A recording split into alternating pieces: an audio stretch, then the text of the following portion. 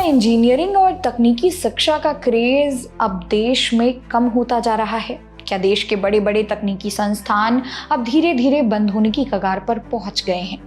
ये सवाल इसलिए उठ रहा है क्योंकि हाल ही में संसद में सरकार की तरफ से जो आंकड़े पेश किए गए हैं उन्होंने सबको चौंका दिया है। लोकसभा में दी गई आधिकारिक जानकारी के मुताबिक पिछले 3 शैक्षणिक सालों में देश भर में 342 AICTE यानी कि अप्रूव्ड तकनीकी संस्थान हमेशा के लिए बंद हो चुके हैं। तो आखिर इन संस्थानों के बंद होने की असली वजह क्या है?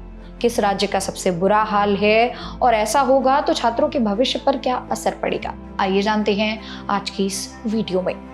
संसद के सत्र के दौरान लोकसभा में शिक्षा मंत्रालय की तरफ से ये आंकड़े साझा किए गए। सांसद राहुल गांधी और अन्य सांसदों के सवाल के जवाब में शिक्षा मंत्री डॉक्टर सुकांत मजूमदार ने देश के तकनीकी शिक्षा संस्थान की ये रिपोर्ट सामने रखी। रिपोर्ट के मुताबिक पिछले 3 सालों में देश के 17 अलग अलग राज्यों में कुल 342 तकनीकी संस्थानों ने अपने दरवाजे हमेशा के लिए बंद कर दिए हैं।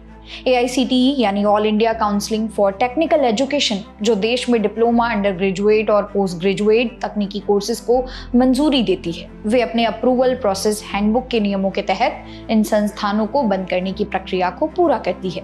लेकिन सवाल ये है कि आखिर नौबत यहाँ तक पहुंची कैसे? अगर बात करें राज्यों की तो इस लिस्ट में सबसे ऊपर नाम आता है महाराष्ट्र का। आंकड़ों के अनुसार अकेले महाराष्ट्र में सबसे ज्यादा तकनीकी संस्थानों के बंद होने के मामले दर्ज किए गए हैं। महाराष्ट्र के अलावा उत्तर प्रदेश और मध्य प्रदेश जैसे बड़े राज्यों में भी पिछले 3 सालों के दौरान भारी संख्या में तकनीकी संस्थानों के बंद होने की रिपोर्ट सामने आई है। विशेषज्ञों का मानना है कि छात्रों का घटता रुझान, सीटों का खाली रहना, प्लेसमेंट की कमी और लगातार बढ़ता आर्थिक दबाव इन संस्थानों के बंद होने के पीछे की सबसे बड़ी वजह है।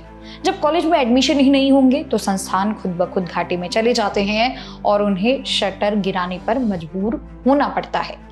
अब सबसे बड़ा सवाल ये उठता है कि इन संस्थानों के बंद होने से छात्रों पर क्या असर पड़ता है। जब अचानक कोई कॉलेज या संस्थान बंद होता है तो वहां पढ़ाई कर रहे छात्रों के भविष्य पर एक बड़ा संकट खड़ा हो जाता है।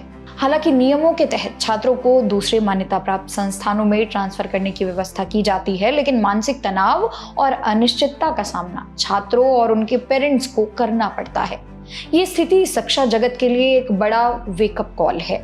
ये सोचने पर मजबूर करती है कि क्वालिटी एजुकेशन और मार्केट की मांग के बीच तालमेल बिठाना कितना जरूरी हो गया है।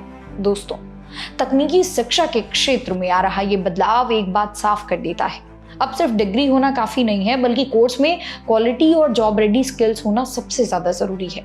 इस पूरी खबर पर आपकी क्या राय है, नीचे कमेंट सेक्शन में जरूर बताइएगा। अगर आपको ये जानकारी पसंद आई हो तो वीडियो को लाइक और शेयर करें। मेरा नाम है मोनाली पांडे। मिलते हैं अगली वीडियो में।